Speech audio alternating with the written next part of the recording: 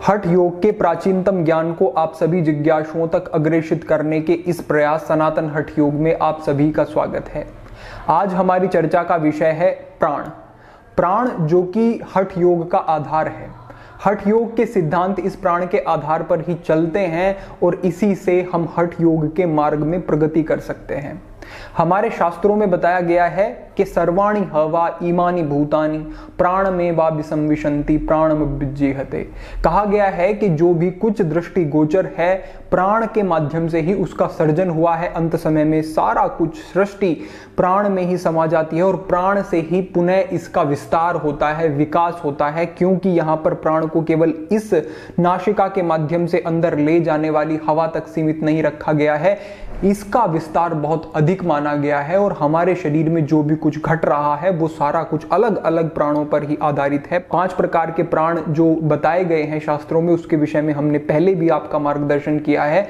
इससे आगे बढ़ते हुए आज हम चर्चा करेंगे कि कैसे हम अपनी क्षमताओं का विकास करते हैं, कैसे योगियों ने, सिद्धों ने, तपस्वियों ने प्राण के माध्यम से अपने जीवन में बल को अर्जित किया है, बुद्धि को अर्जित किया है और अनेक प्रकार के आध्यात्मिक लाभ भी प्राप्त किए हैं। किस प्रकार से आप शारीरिक लाभ प्राप्त कर सकते हैं और बलवर्धन कर सकते हैं हठ योग के इस प्राण के सिद्धांत के आधार पर। हम कुछ ऐसी क्रियाओं के बारे में आज चर्चा करेंगे। सबसे पहले 2 ऐसे कुंभक के विषय में बात करेंगे जो कि महत्वपूर्ण है, जिनका अभ्यास करने से अभ्यासी को विशेष लाभ होते हैं, और एक ऐसी क्रिया मुद्रा जो कि इनके साथ अगर की जाए तो और अधिक लाभ प्राप्त किए जा सकते हैं। हमारे नवयुवकों की जो भी समस्याएं हैं वो भी समाप्त हो सकती हैं और जो एक ऊर्जा, एक बल की इच्छा रहती है युवाओं में, उस तक भी आज पहुंच सकेंगे। तो इस जानकारी को विशेष रूप से एकाग्रता पूर्वक समझ लेना आपके लिए अनिवार्य है। सबसे पहले आपको समझना होगा कि कुंभक किस प्रकार से करना है।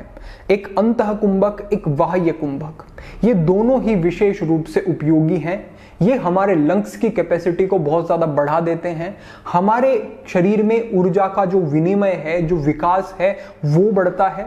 शरीर के एक एक सेल तक अधिक मात्रा में हवा पहुंच पाती है, न्यूट्रिशन पहुंच पाता है, और इसी कुंभक के माध्यम से जब हम श्वास को रोकते हैं तभी वो ऊर्जा विकसित होकर के उसका प्रवाह सुषुम्ना में होता है और योगी सिद्ध भी होता है। कुंभक के बिना इस प्रकार की सिद्धि प्राप्त करना संभव नहीं, ये शास्त्र सम्मत और पूरी तरह से सिद्ध है।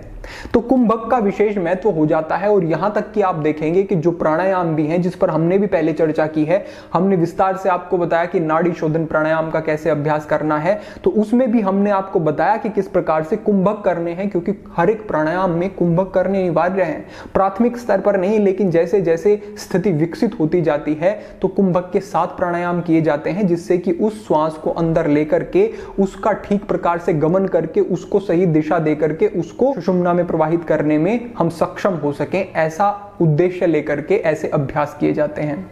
तो सबसे पहले आपको एकाग्रचित होकर के सिद्धासन में बैठना है या फिर स्वस्तिकासन, पद्मासन, जो भी आपको सुविधाजनक लगे उस आसन को लगा करके आगे बढ़ते हुए आपको कुछ समय तक अभ्यास करना है भस्त्रिका प्राणायाम का।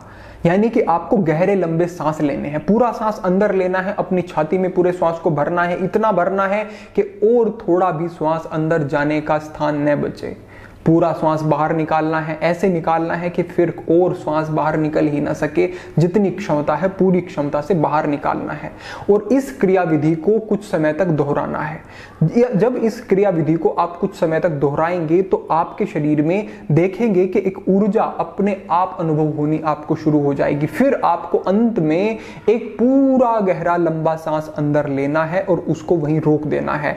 इस भस्त्रिका प्राणायाम को पहले करने के कारण आप देखेंगे कि सामान्यतः आप जितनी देर सांस को रोक पा रहे थे उससे कहीं अधिक समय तक आप इस भस्त्रिका प्राणायाम को करने के बाद श्वास को रोक पा रहे हैं, क्योंकि जो शरीर में ऑक्सीजन की मात्रा थी अब वो बढ़ चुकी है। अब काफी समय तक शरीर को ऑक्सीजन की और आवश्यकता नहीं, या फिर उतनी ऑक्सीजन कुछ समय के लिए पर्याप्त है शरीर के लिए। तो इस तरह से जब भस्त्रिका प्राणायाम करने के बाद अंतः कुंभक किया जाएगा तो समय बढ़ जाएगा। फिर आपको कोई सांस बाहर छोड़ करके अंदर नहीं लेना है, बस पूर्ण श्वास बाहर छोड़ देना है और बाहर सांस छोड़ करके बाहर ही उस सांस को रोक देना है। बाह्य कुंभक, पहले अंतः कुंभक फिर बाह्य कुंभक, ये 2 आपको साथ साथ करने हैं। कई बार आप देखेंगे कि पहले अंतः कुंभक किया, फिर 4-5 सांस लिए, फिर बाह्य कुंभक किया। ऐसे नहीं करना है। पहले अंतः कुंभक करने के साथ साथ पूरा श्वास बाहर और बाहर ही सांस को रोक देना है। अंतः कुंभक और बाह्य कुंभक, ये अभ्यास आपको लगभग 1 महीने तक करना है। इस 1 महीने के अभ्यास के माध्यम से आप देखेंगे कि जब आप सांस को अंदर रोकते हैं, और अंदर रोकने का जो समय है वो तो बढ़ ही जाएगा, लेकिन आपकी शक्ति बढ़नी शुरू हो जाएगी। आप जब देखें कि सामान्यतः भी आप कुछ कार्य करते हैं और ज्यादा बल लगाने की कहीं कार्य में जरूरत पड़ती है, तो आप सांस को रोक लेते हैं, सांस को अंदर लेकर के आप रोक लेते हैं।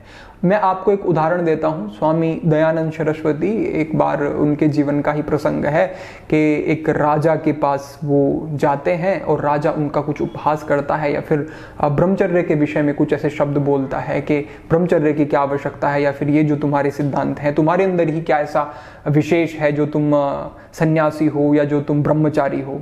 तो वहां पर स्वामी दयानंद सरस्वती मौन होते हैं, कुछ कहते नहीं हैं। लेकिन जैसे ही वो राजा अपने 7 घोड़ों की बग्गी पर जाकर के बैठता है और चलने के लिए सज्ज होता है, तो अंतः कुंभक लगा करके स्वामी दयानंद सरस्वती उस बग्गी को पकड़ लेते हैं और पैर गड़ा लेते हैं। आप यकीन मानिए, क्या एक सामान्य व्यक्ति ऐसा कुछ कर सकता है? लेकिन वो एक प्राणायाम की शक्ति और उन्हीं के द्वारा अभ्यास किए गए ये कुंभक, जो कि मैं आपको अभी बता रहा हूं, हालांकि हठ योग में इन कुंभक का वर्णन पहले भी था, लेकिन महर्षि दयानंद ने बहुत ज्यादा इस पर जोर दिया और इसको उपयोगी बताया। तो वो राजा जैसे ही चलने के लिए सज्ज होता है, तो स्वामी जी ने पीछे से बग्गी को पकड़ा हुआ है और वो घोड़ों को पूरे दम से चलाने की कोशिश करते हैं, लेकिन घोड़े थोड़े भी आगे नहीं जा पाते हैं, क्योंकि वो वहां पर एक बल लग रहा है, ब्रह्मचर्य की शक्ति। और जब साथ में कुंभक का बल लगता है तो विशेष बल फिर विकसित हो सकता है व्यक्ति के अंदर।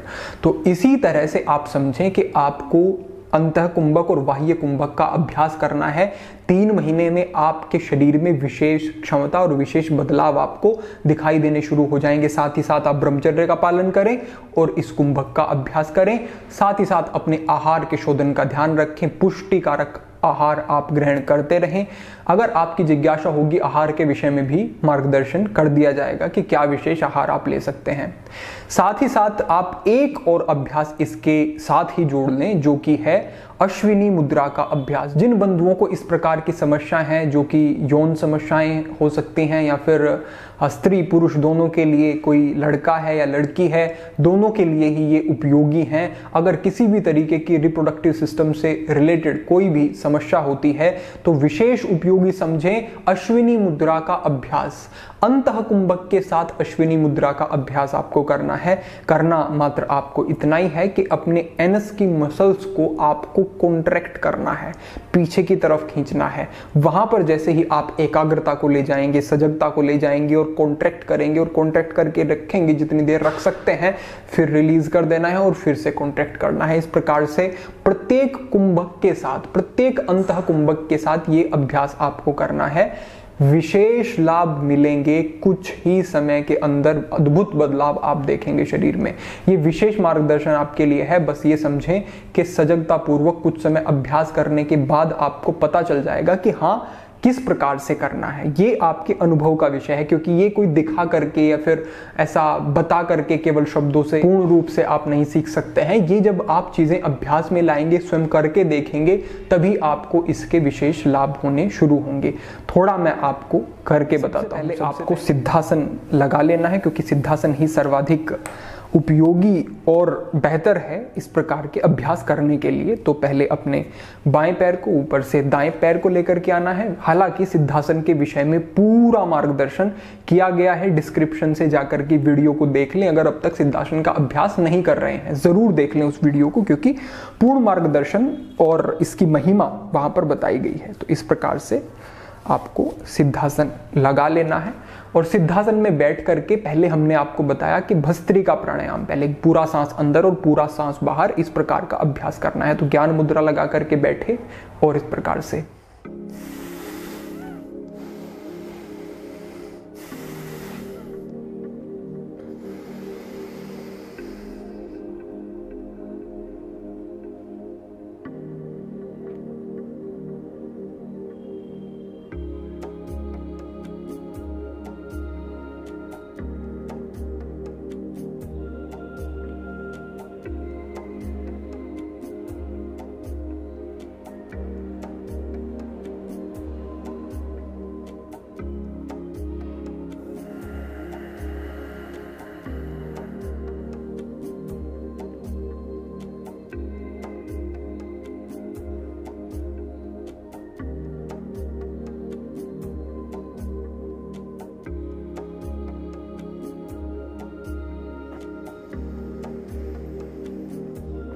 ये अभ्यास आपको इस प्रकार से करना है।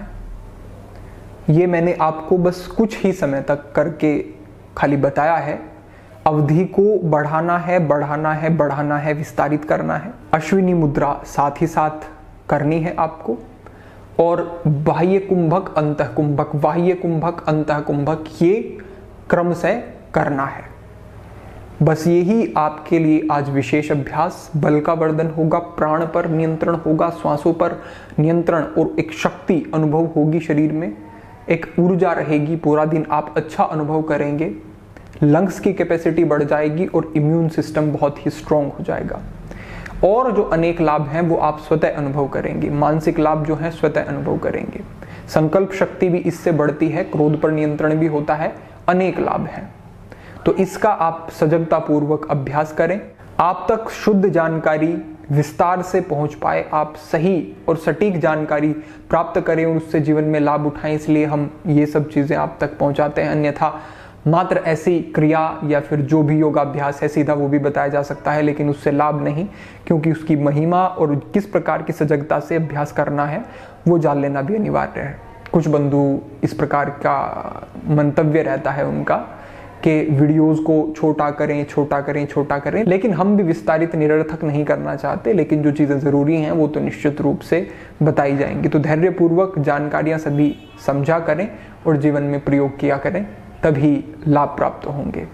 आज के लिए इतना ही। सभी के लिए प्रार्थना, सभी के लिए मंगल कामना। ओम नमः शिवाय।